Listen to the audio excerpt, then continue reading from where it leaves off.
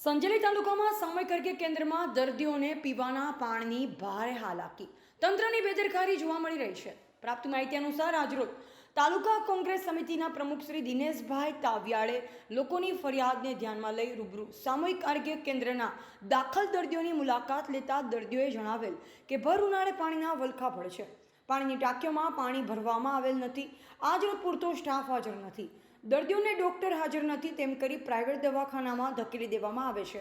આદિવાસી સમાજના લોકો ગ્રામ્ય વિસ્તારોમાંથી આવતા હોય છે, જેથી ખૂબ જ મુસીબતો વેઠવી પડે છે. જેથી લોકોની માંગ છે કે આવા બેદરકારી તંત્ર પર કાયદેસરના પગલાં ભરવા લોકમાંગ ઉઠવા પામી છે.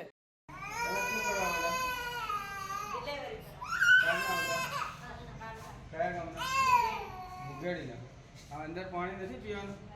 આ કઈથી પાણી લાય?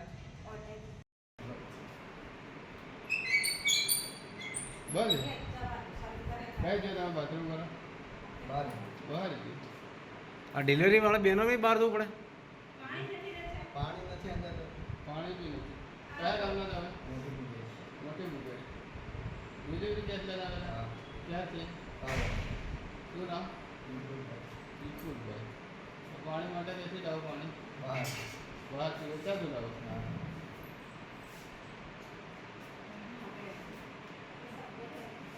હા, તો આ લોકોને એક બે ડિલિવરી લઈ લીધી. સરકારી આરોગ્ય કેન્દ્રની મુલાકાત લેતા મારી જોડે બે આગેવાનો સાથે દવાખાનામાં દર્દીઓની મુલાકાત લીધી, ત્યારે ખરેખર લાખોના ખર્ચે બિલ્ડિંગ બનાવેલું છે, પણ ત્યાં ડૉક્ટર હાજર નથી અને ડૉક્ટર વારંવાર રજા પર ઉતરી જાય છે અને ત્યાંનો સ્ટાફ અત્યારે આજના દિવસે બે સ્ટાફ હાજર છે અને સ્ટાફ હાજર રહેતા નથી. અને દવાખાનામાં કોઈ દર્દી ઓચિંતા આવે છે ત્યારે એમને બહાર ધકેલી મૂકવામાં આવે અને કાં તો પ્રાઇવેટ દવાખાનામાં મોકલી દે છે. અને ખરેખર આ તંત્ર ક્યારે જાગૃત થશે અને ક્યારે આનો નિકાલ આવશે? અને આ બિલ્ડિંગમાં ખરેખર પાણી પણ નથી અને પાણી વગર દર્દીઓ પાણી વગર બેઠા છે અત્યારે, એ મને દેખાય છે. એટલે ખરેખર તંત્રને આગળ જાણ કરો અને જાણ થવી જોઈએ અને આનો ઉકેલ આવવો જોઈએ. શું નામ આપનું? દિનેશભાઈ તાવિયાડ, સંજેલી કોંગ્રેસ પ્રમુખ.